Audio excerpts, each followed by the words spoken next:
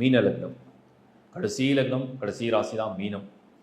So மீனம் அப்படிங்கிற லக்னத்தில் வந்து பிறவி எடுக்கிறவங்களுடைய வாழ்க்கை ரகசியம். 12ஆம் இடம்னா என்ன? ஒரு மனிதனுடைய பிறவி என்பது முதல், 12 அப்படின்னா இறுதி.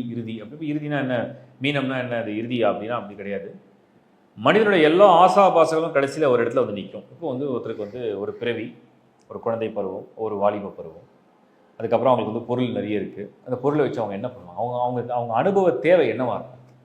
இந்த உலகத்தில் உள்ள எல்லாத்தையும் அனுபவிக்கின்றது தான் ஒரு மனிதனோட அடிப்படையான ஆசை வரும். அந்த ஆசையை அனுபவிக்கிறதுக்கு பணம் வேணும், அதுக்கு நல்ல இடம் வேணும், அதுக்கேற்ற சூழல் வேணும். இந்த சூழல், இடம், பொருள் இதெல்லாம் அமையிறது தான் வந்து மீனம் அப்படிங்கிறதே வந்து என்னென்னா, லைஃப்பில் நான் பிறந்ததுக்கு எல்லாத்தையும் அனுபவிச்சுட்டு மறையணும். ஒன் லைஃப், அதில் மேக்ஸிமம் நமக்கு என்ன வேணுமோ அதை வந்து என்ஜாய் பண்ணிடணும். இதுதான் வந்து மீனத்துடைய அடிப்படையான தத்துவம். அண்ட் அதே மாதிரி மோட்சம்னா எல்லாத்தையும் அனுபவிச்சாச்சு, இதை ஒன்றுமே இல்லை இந்த உலகத்தில். நாம் வந்து இதோட இந்த உலகத்துடைய ஆசாபாசங்களை திறந்து போவோம் அப்படிங்கிற ஒரு முடிவுக்கு ஏற்படுறது தான் அந்த மீனத்துடைய ஒரு கான்செப்ட். இப்போ டிஸ்பிளேல பார்த்தீங்கன்னா தெரியும், மீனம் லக்னம் எங்கே வருது அப்படின்னா டாப்பில், லெஃப்டில் டாப்பில் கார்னரில் இருக்கும். அதான் லாஸ்ட் ஹவுஸு. அது வந்து எல்லோரும் கேட்பாங்க, ஏன் இது ஃபஸ்ட்டாக வரலன்ட்டு. அது ஆக்சுவலாக ஒரு ஸ்பியர், அதை டிவைட் பண்ணும்போது ஸ்கொயராக வருது. அதனால் லெஃப்ட்டில் டாப்பில் வருது தான் 12th ஹவுஸ். அதான் மீனம், அதான் மீனத்துடைய லக்னம், அதான் ஃபஸ்ட் ஹவுஸாக நீங்கள் எடுத்துக்கிங்க. அந்த லக்னத்தில் நீங்கள் ஜனனம் எடுத்தால் அடிப்படையில் மீனத்தில் வந்து யார் உச்சமடைகிறான்னா சுக்கிரன் உச்சமடைவார். சுகபோகங்களை அனுபவிக்கிற, அடிப்படையாக அதை அனுபவிக்கிற ஆர்வமுடைய ஒரு லக்னம் அப்படிங்கிறது மீனத்துக்கு உண்டு. ஆனால் சப்ஜெக்ட் என்னென்னா, குரு நல்லா இருக்கா? அனுபவிக்கிற ஆசையை குரு தருவாரா? குரு வந்து கேதுவோட போயிட்டாருன்னா போகக்கூடாது.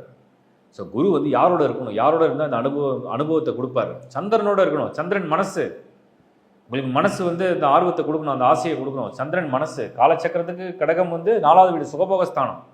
இந்த பக்கம் குரு வந்து 12ஆம் இடம். ஸோ குருவும் சந்திரனும் எங்கேயாவது தொடர்பில் இருக்காங்க, இணைஞ்சிருக்காங்க, ஸ்கொயரில் வராங்க, ட்ரியாங்கில் வராங்கன்னு சொன்னோம்னா உங்களுக்கு உலக அனுபவத்தை பெறக்கூடிய ஒரு பலத்தை, ஒரு வாய்ப்பை இறைவன் உங்களுக்கு தராருன்னு அர்த்தம். உங்களுடைய பிறவிகள் என்ன கேட்டால், இந்த உலகத்தில் யார் வந்து மகிழ்ச்சியான ஆள் அப்படின்னா, அவனுடைய ஆசை ஒன்று இருந்து அந்த ஆசை நிறைவேற மாதிரி எல்லாமே அவனுக்கு அமைந்து, அது கடைசியில் அவனுக்கு புளித்து போய் வெறுத்து போய் எல்லாமே அனுபவிச்சாச்சு. நீ ஒன்றுமே இல்லைன்னு நினச்சி கடைசியில் இந்த உலகம் வேண்டாம், இனிமேல் பிறவியே வேண்டாம். எப்போ ஒரு மனிதனுக்கு முழு திருப்தி, அதாவது சந்தர்ப்ப சூழ்நிலையால் இந்த உலகத்தை எனக்கு வாழ பிடிக்கல, மீண்டும் பிறவி வேண்டான்னு சொல்கிறது வேற. முழு திருப்தி அடைந்து எல்லா அனுபவம் எனக்கு கிடைச்சது, எனக்கு அன்பு கிடைச்சது, பாசம் கிடைச்சது, நேசம் கிடைச்சது, உறவு கிடைச்சது, எனக்கு வந்து வாழ்க்கையில் பணம் கிடைச்சது, பொருள் கிடைச்சது, புகழ் கிடைச்சது, தொழில் கிடைச்சது, ஆரோக்கியம் இருந்தது, நான் போட்டியில் வென்றேன், எனக்கு பதவி கிடைச்சது, அதிகாரம் கிடைச்சது, எல்லாமே கிடைச்சது, எல்லாத்தையும் எனக்கு சலித்து போய்விட்டதுன்னு சொல்லி யார் ஒருவர் வந்து இந்த உலக வாழ்க்கையில் எனக்கு வந்து விடுதலை இருந்தால் போதும், நிம்மதி அடைந்தால் போதும்னு நினைக்கிறேன், அவங்க தான் மோட்சம்.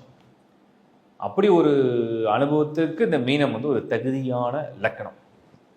குருச்சந்திரன் எப்படி இருக்குது? உங்கள் மனதில் உள்ள ஆசையை நிறைவேற்றாங்க. உங்கள் மனதில் உள்ள ஒரு ஈடுபாடு, ஒரு ஆர்வம், அதெல்லாம் அந்த குருச்சந்திரன். இதுதான் நீங்கள் தரவாக செக் பண்ணணும். மீன லக்னத்தில் பிறந்தால் லக்னாதிபதி குரு எங்கே இருக்கார்? லக்னத்திலே இருக்காரா? 2nd ஹவுஸ்லையா, 3rd ஹவுஸ்லையா, 4th ஹவுஸ்லையா, 5லையா, 6லையா? ஆல்மோஸ்ட் மீன லக்னத்தில் பிறக்கிறவங்க குரு எங்கே இருந்தாலுமே ஆக்டிவாக இருக்கும். அந்த லக்னத்துடைய ஸ்பெஷல். முதல் வீடுனா உங்களுக்கு ஆட்சி பலம், 2வது வீடு தனஸ்தானம், 3வது வீடு மறைவு ஸ்தானமாக இருந்தாலும் சுக்கிரன் வீடு சுபர் வீடாக வந்துடும். பாசிட்டிவான விஷயம் அது. உங்களுக்கு அதுலேயே பணம் சம்பாதிக்கிற ஆர்வத்தையும் கொடுக்கும், ப்ளஸ் வந்து என்ஜாய் பண்ணுற எண்ணங்களையும் கொடுக்கும்.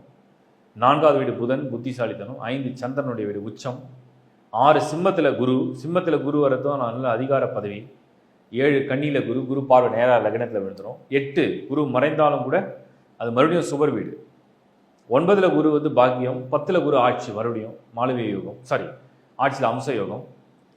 குரு 11ல் நீச்சம். இந்த இடத்துல குரு வந்து பலவீனம் இருந்தாலும் அது 11th ஹவுஸாக இருக்கிறதுனால அது ஆக்டிவேஷன் பாசிட்டிவாக இருக்குது. 12ஆம் இடம் கும்பத்தில் குரு வந்தாலும் கூட பரவாயில்ல, நாட் நெகட்டிவ், அது ரொம்ப நெகட்டிவ் கிடையாது. டோட்டலாக வந்து மீன லக்னத்தில் பிறக்கும் குரு எங்கே இருந்தாலுமே அதுக்குறான தன்மையை வெளியே கொண்டு வந்து அது பலனை கொடுக்கும். நான் சொன்ன மாதிரி சந்திரன் குருவோடு இருக்காரா இல்லையா, இல்லை சந்திரனோட ஸ்கோர் கம்மியானால் தான் ஆர்வங்களும் ஆசைகளும் குறையும், அதுக்குள்ள வாய்ப்புகளும் குறையும். ப்ரொஃபஷனல் லைஃப்பை பொறுத்த வரைக்கும் மீனம் எப்போவுமே வந்து ஒரு கம்ஃபர்ட் ஜோனில் இருக்கிற ஆசையும் அதிகம், முன்னேற்றம் அடையணுன்ற ஆர்வம் துடிப்பும் அதிகம். பட் அதே நேரத்தில் அது கம்ஃபர்டபுளாக இருக்கும், அது கஷ்டங்கள் இல்லாமல் ஒரு கம்ஃபர்டபுளாக அப்படி கொண்டு போனால் ரொம்ப நல்லா இருக்கும்ன்ற ஒரு ஆர்வமும் உண்டு மீனத்துக்கு.